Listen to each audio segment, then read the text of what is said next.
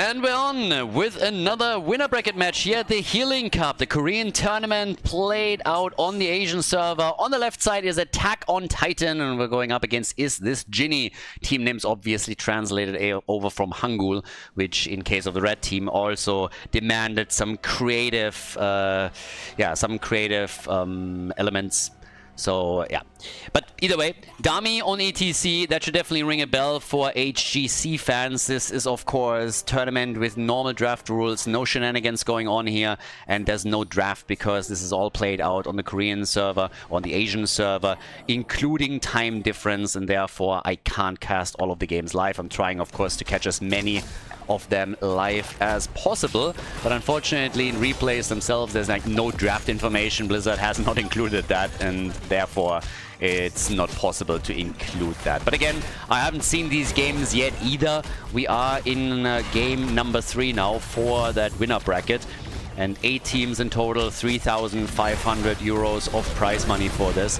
And Attack on Titan, different team than Team Beast Titan, both of them obviously fans of the anime for good reason, but 2 different teams at that. Good synergy also from Greymane, again our bad boy with an actual spider mount on Tomb of the Spider Queen. The synergy is there as well, so yeah, he's really going for it. No money pick, but still very strong here. ETC gets actually picked quite a bit in on the Asian server. So if you look at priorities of tanks, then the Vala ban is very dominant on draft in general, and on the tank side we have ETC being played a lot more than he is in Europe. You get the occasional ETC play in Europe too, but usually with very limited success, whereas over here on the Korean server it's a very different story. Over here he's getting a lot more attention than he does in any other game. So yep, there's that. But off we go. We have our first map. This is a best of 3, by the way. Not sure if I already mentioned it, but yet, yes, this is a best of 3.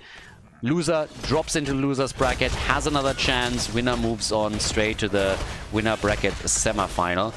And generally speaking, I guess that Attack on Titan is the favorite for this. Is This Ginny, by the way, is a little bit of an homage to the player that we're seeing on Blaze. So yeah, this is Jin. So it's I think it's a little bit of a pun between like Jimmy, this is Jimmy, and then Ginny as a player. Not 100% certain on that, but given the translations that I got, and this seems to be the most likely. We currently have still level 4, no kill, just some early skirmishes. Also no gems turned in yet. Teams are obviously trying to get the first Webby wave, but up to this point, none of that has really just happened yet.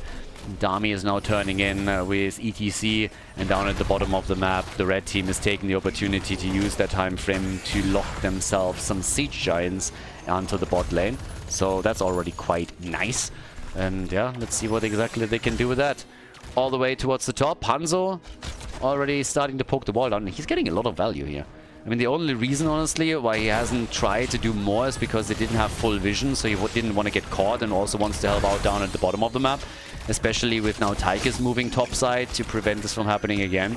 They have a numbers advantage. But if you look at the way that they're pressuring these lanes, blue team is pulling a bit ahead already.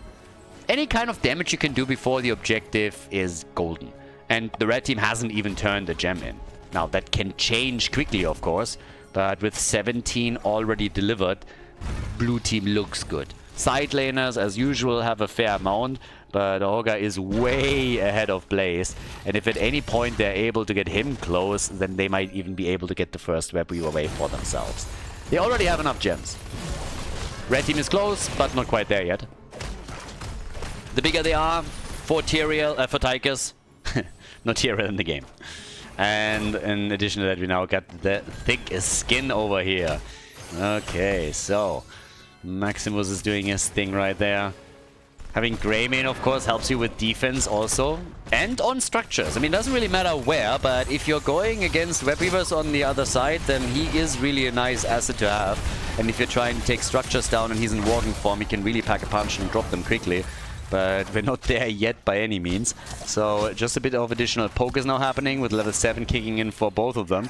Down here, still more pressure. And maybe even a turn in. Now, he can try and get this one, and since Blaze is still busy with the bot lane, he's gonna get that turn in for sure. That keeps them 7-1. Only 1 gem shy of objective number 1. Looking good. Attack on Titan is... yeah, they're doing it. First objective is in, and they just barely save Hogger. That would have been the shittiest time to die. If he would have fallen there, that would have been pretty bad. But no, he makes it out of the fight. Can now just simply go back to the fountain, get the hit points back up, which he already did, and now they can push with the Web Weavers.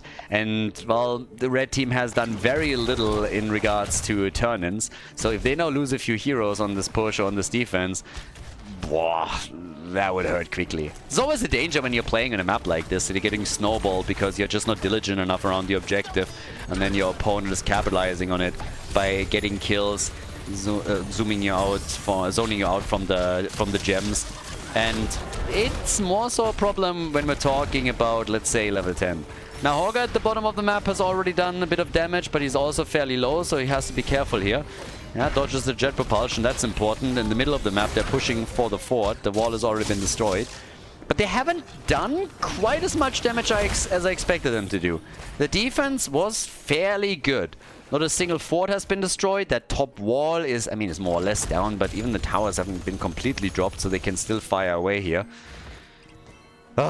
Reminds me of tower ammunition. I miss tower ammunition. I really think it wasn't necessary to get rid of it. I think you could have made changes to our tower ammunition to make it still part of the game. Keep it viable. Completely removing it, I don't think that was necessary. I think it was a really nice twist that Heroes had outside of all the different things that they have compared to other MOBAs, obviously. But tower ammunition was a pretty cool element that I believe could have been fixed. Maybe a bit more, just making sure that it's not getting that they're not getting crushed too easily. But it was a very interesting mechanic to play around. Anduin again, wording it up here. Holy word, salvation. So he's going for the bubble. This is so popular on the Korean side, it's actually mind-blowing to me. Europe and North America are all about Genji and Light Bomb. Anduin Light Bomb is it. Even if you don't have Genji, they played with Diablo Engage, they played with Johanna. We've seen it with so many heroes. Tracer, I mean, at the end of the day, you name it. But over on the Korean side, they really, really love this one. And I just don't see it. I don't think it's nearly as good as what's possible with Light Bomb, particularly when you run someone that is as mobile as Genji or some of the others that I just named a few seconds ago. So you can actually do a lot, whereas this gets interrupted a lot, as we've already seen. And look what's on the other side. Jet Propulsion, you have Brightwing, you have Jojo, oh, and Greymane. Now man's in trouble and gets saved. That would have been the first kill in the game, by the way. Not sure if you already caught that, but we're 7.5 minutes in and we haven't seen a kill yet. And the blue team is closer to a turn-in as compared to the red team. Red team, yeah, they're struggling on this a bit. And while they do that, there's another wave at the top, so more structures get pressured. They're trying to turn in down here, and yeah, gets interrupted again. Grenades not finding their target though. And that's the Red Weaver wave right there. Yeah, nicely done. Shots are already being fired. They go for Greymane again. He can't die right now. Oh, the Mosh on Brightwing. Beauty. A work of art here from ETC. And they get 2 kills. Those Web Weavers are gonna do jack shit. They're not gonna do anything. Check this one out. This was so well done. He uses the Mosh against Brightwing, who teleported in instead of just going for Greymane. There was no attempt to go for... Did Tigers just walk into that?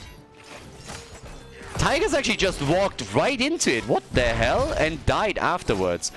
But yeah, ETC wasn't actually trying to catch Greymane. Greymane was already out of range. He just went for Brightwing. And that allowed them to not only get 1 kill, but they got 2 out of it.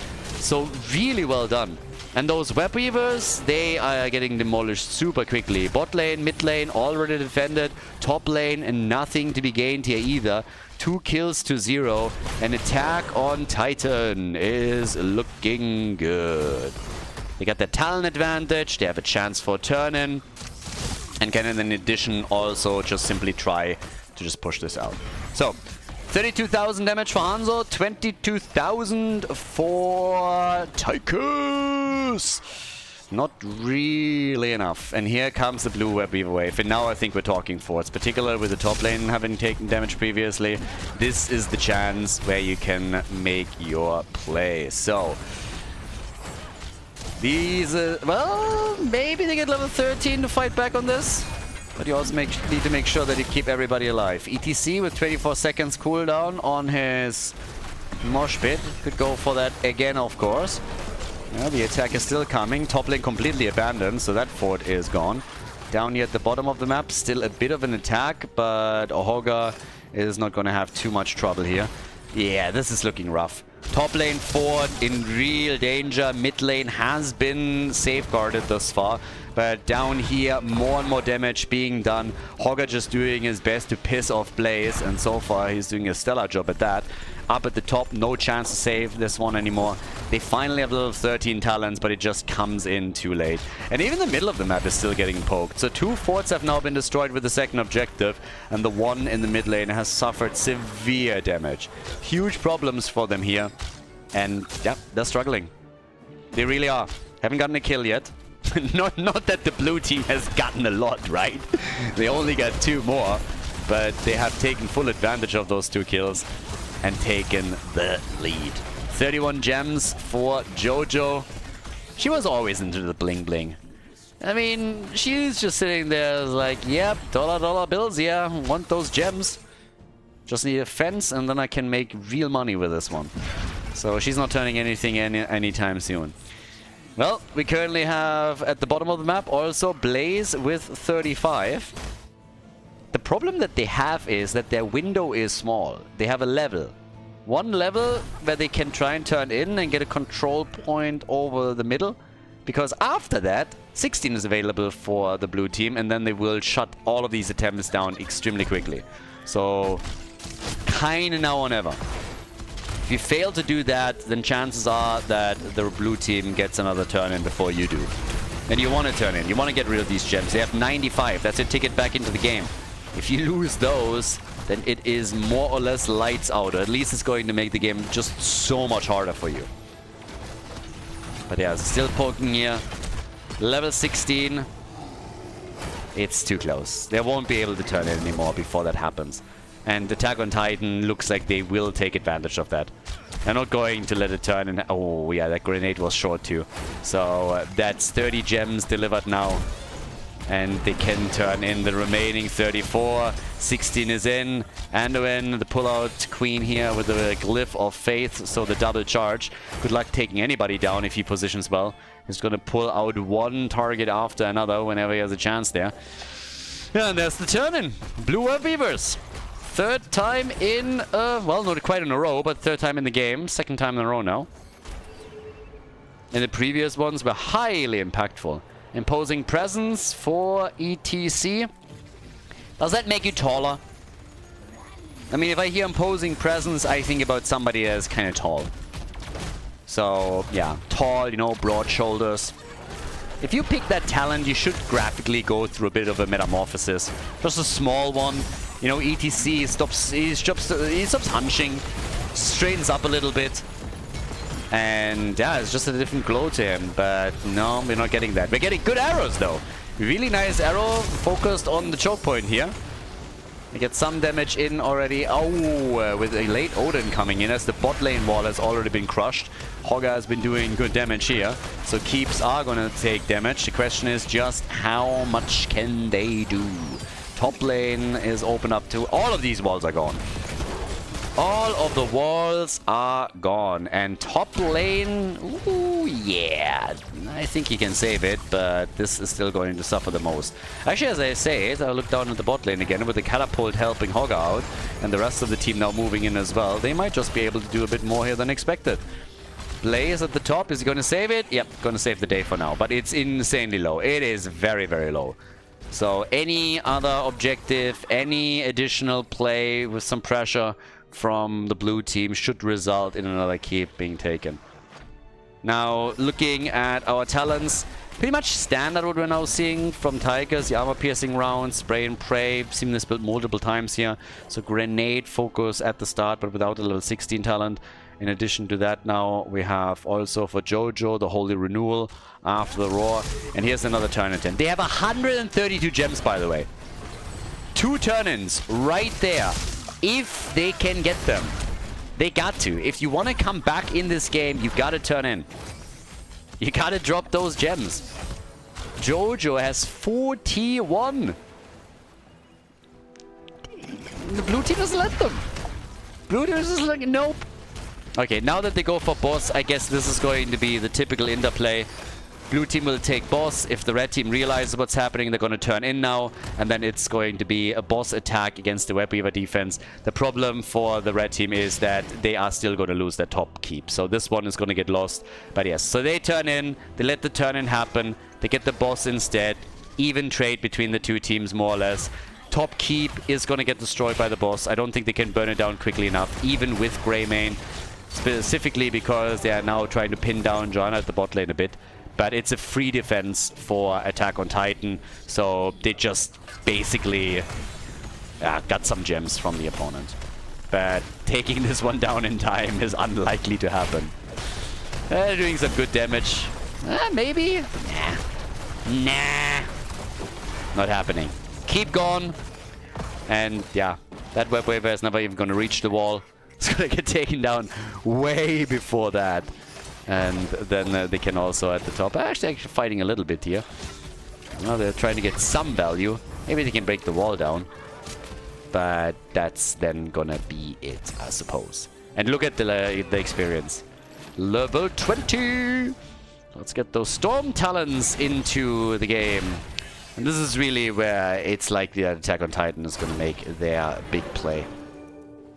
And try and go to end the game there. One keep destroyed, bot lane taking damage. They have... they need another 20 gems and then they got another turn.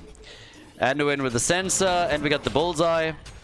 Some camps being taken. But now you want to siege up. Now you have level 20. Now you can push the bot lane or the mid lane.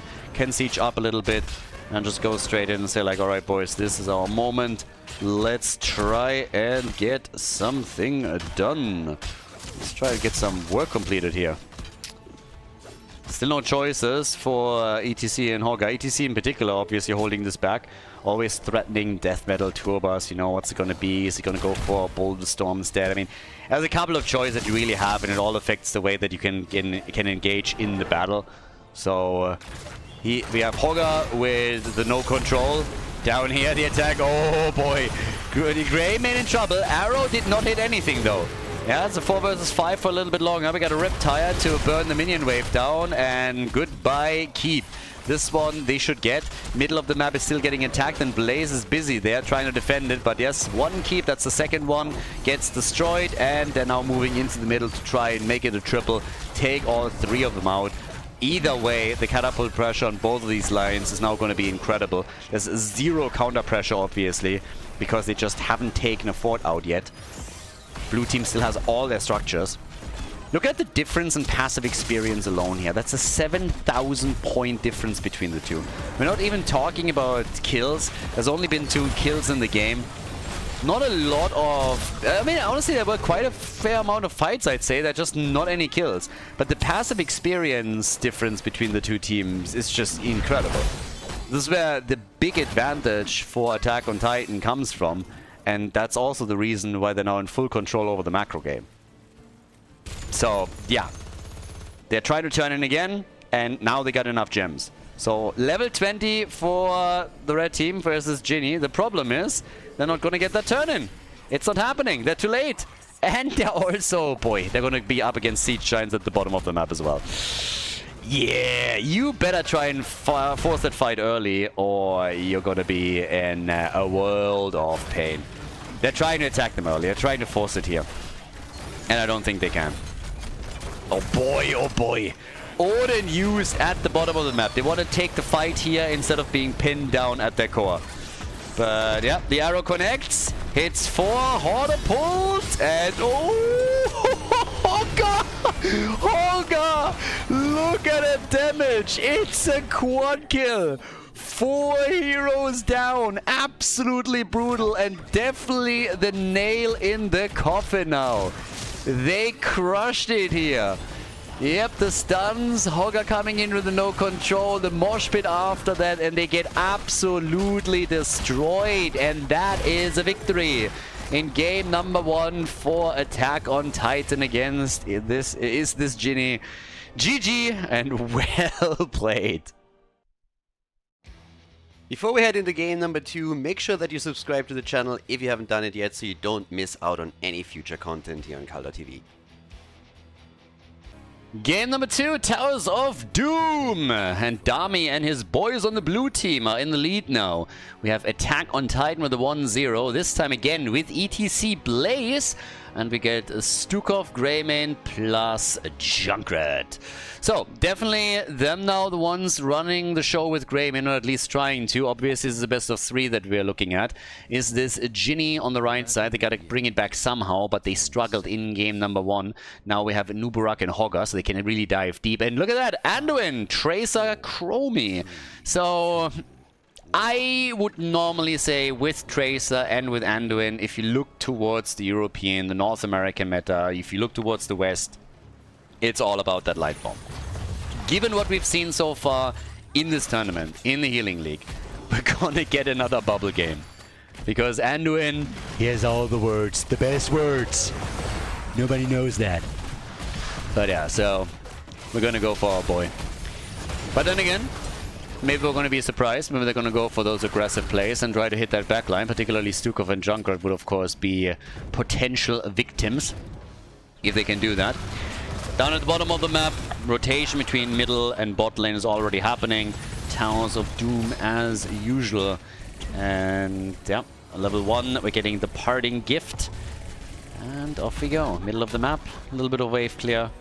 I like what I've seen so far from Attack on Titan, I gotta say, though. They played the last game extremely well. They didn't lose a single fort. And some of the plays and the way that they just coordinated them was awesome. Towards the end in particular, there were a couple of moves that were pretty sweet. ETC that one time where he caught Brightwing easily with a mosh pit. And then that last engage where they just blew 3-4 heroes up more or less instantaneously was pretty solid as well. So yeah, super fun. And I guess we're gonna get them invading a camp early on. Maybe not, at least saying hello. But they're not really making an actual play for that just yet. Alright, bit of boop. And here we go.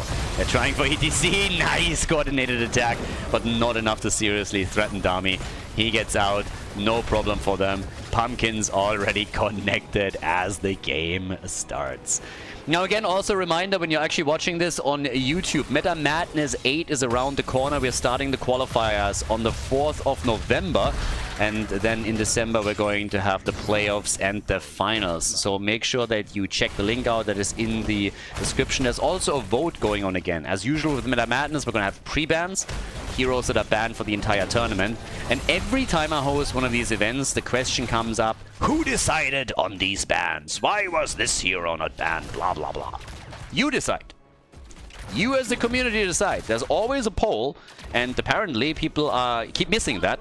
So I will put a link to that poll into the description, and you can cast your vote. Which hero would you prefer to not see in the tournament at all?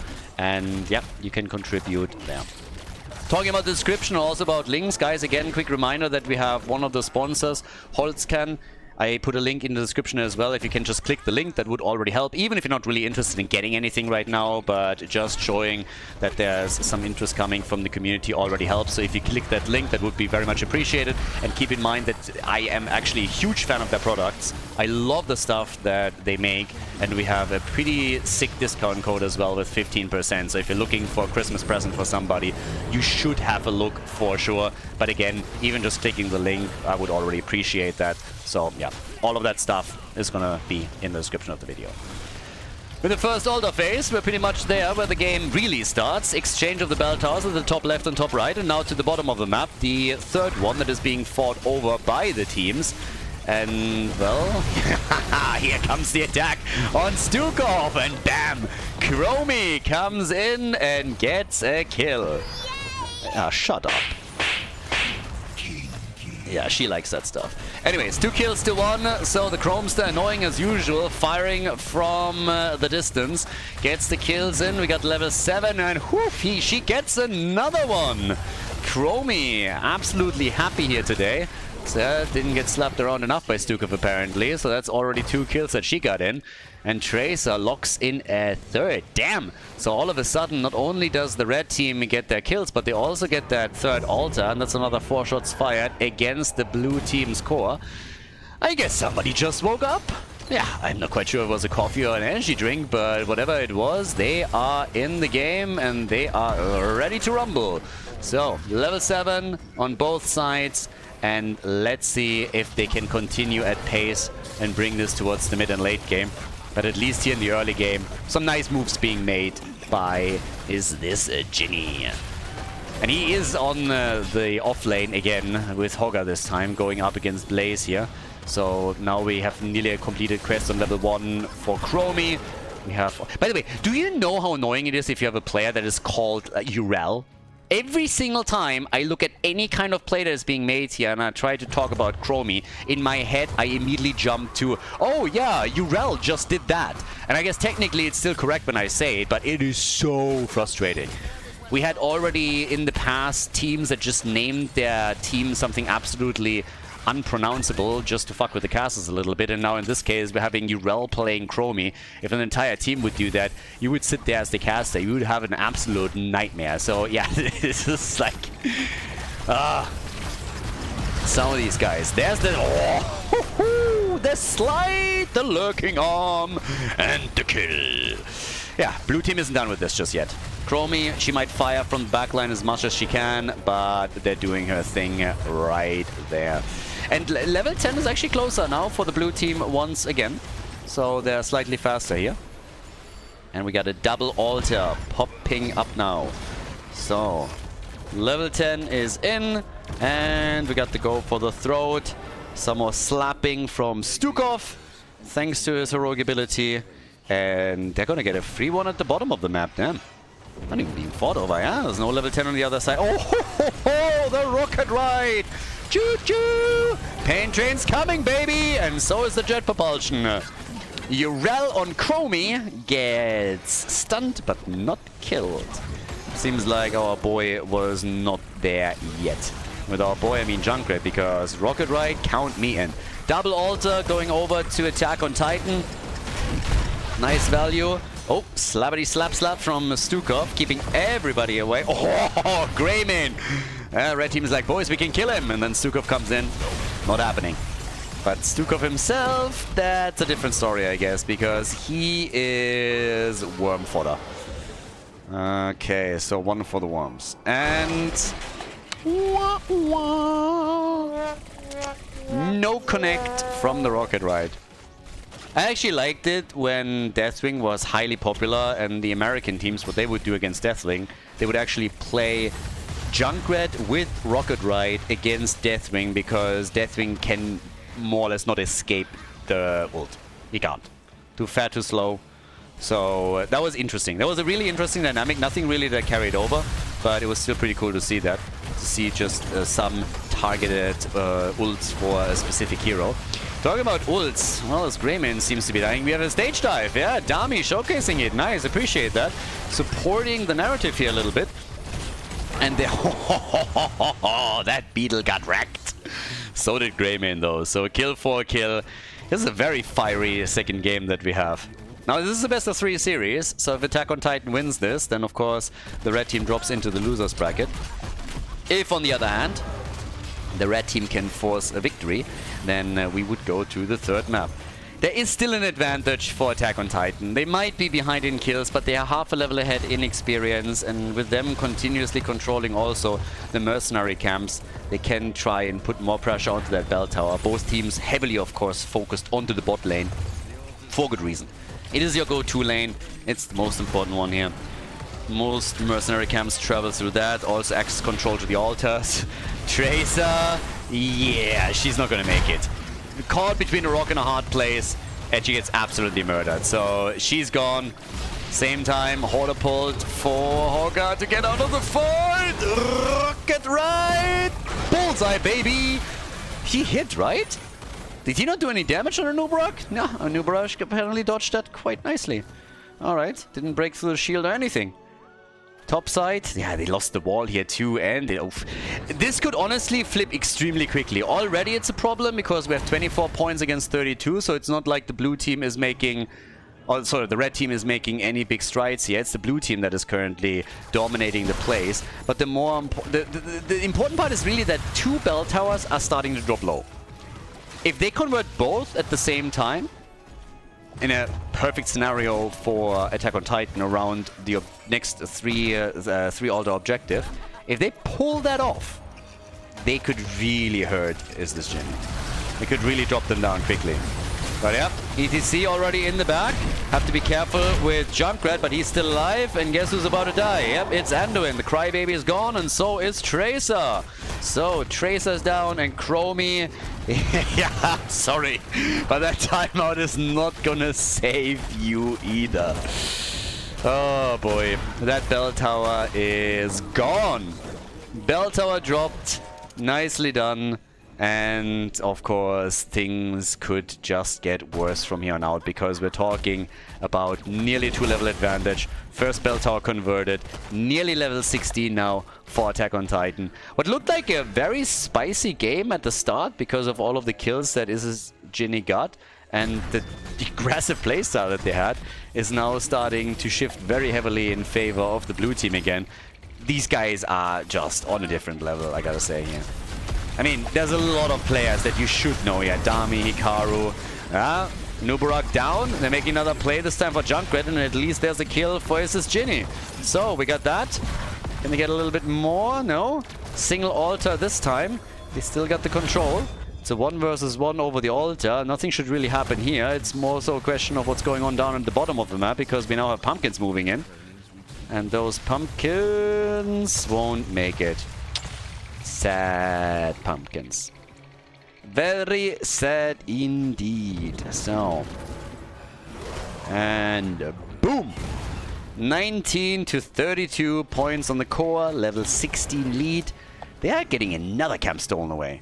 I mean, time and time again, they are taking those away from the opponent.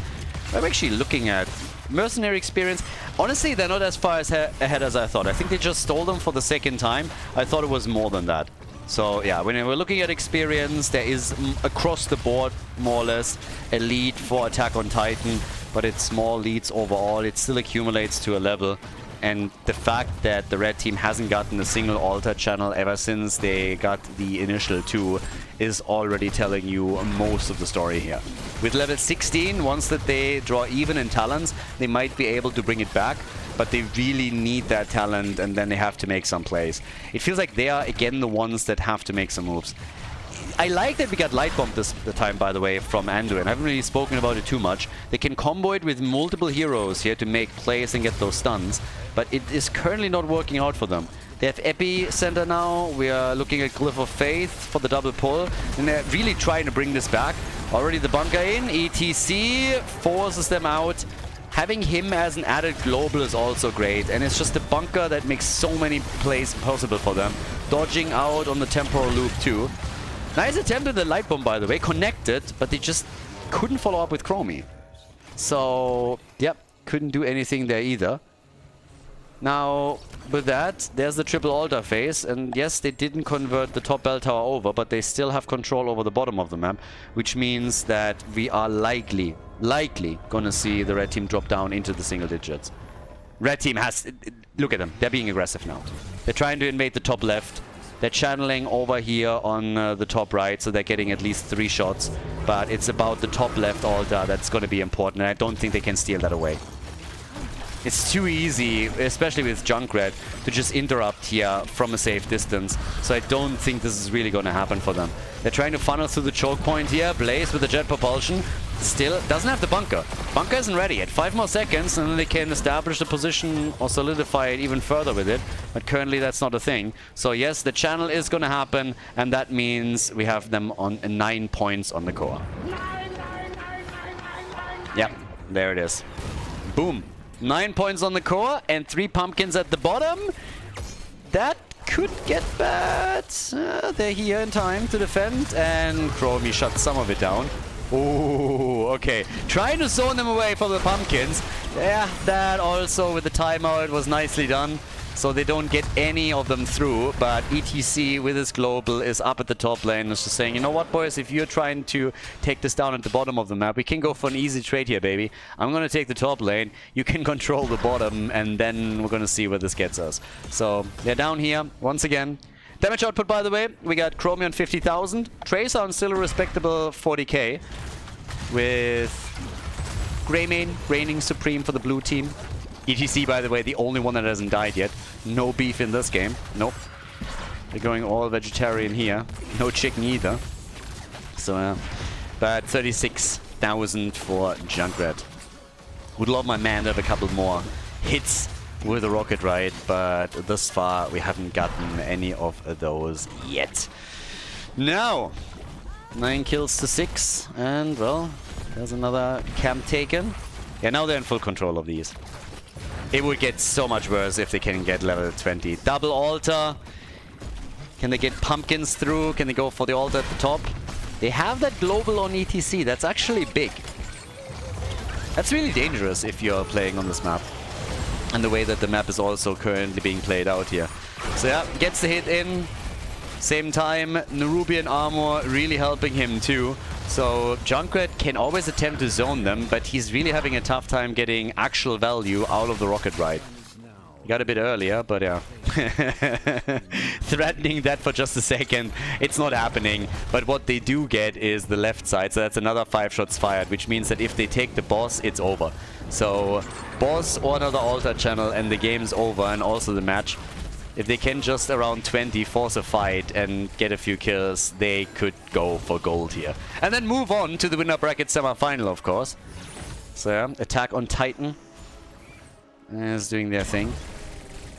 By the way, talking about anime, can I just say that Jujutsu Kaisen is insanely overrated? Don't get me wrong, still a good show. But particularly the second season right now, I hate it when you have any kind of show that continuously just revives characters that are dead.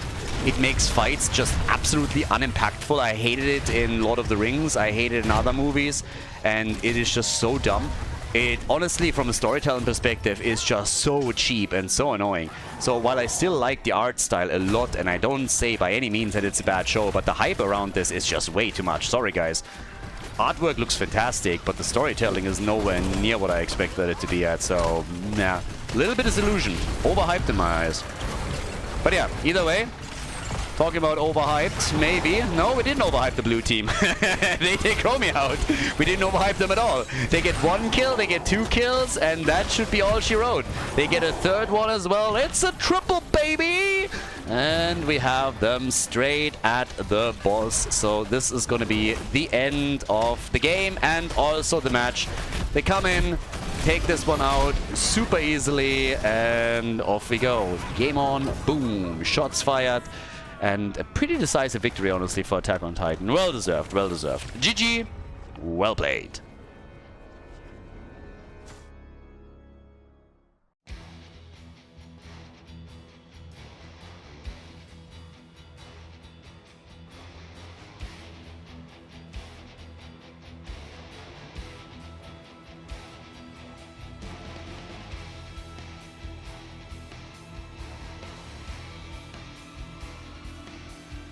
Thank you everybody for watching the video today. I hope that you enjoyed the show and the commentary. And keep in mind that the spoiler protection that is going to run for the rest of the video is made possible by all the support on patreon.com. So guys, if you want to support my work, if you want to help me start new projects and keep the spoiler protection in place, please consider heading over to patreon.com/Khaldor. There's also a link in the YouTube description, and check that out. Thanks in advance, and see you guys next time with more esports coverage here on Khaldor TV. Have a great day.